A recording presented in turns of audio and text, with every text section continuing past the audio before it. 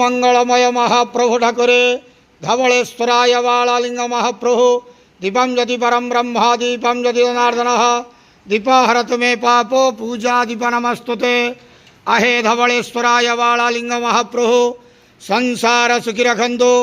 आज आषाढ़ मासर अमावास्या तिथि शुभ मंगलवार रे समस्त श्रद्धालु भक्त मानकर मंगल करंतु। समस्त श्रद्धालु भक्त मानक आशीर्वाद करंतु। मनस्कामना पूर्ण करंतु। कर्मक्षेत्रोन्नति करंतु।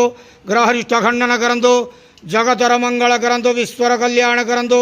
आपणकर नाम प्रकाश करंतु। सेवकर डाक श्रवण करंतु। समस्त गुआवसा भक्त मानकर मनस्कामना पूर्ण करंतु।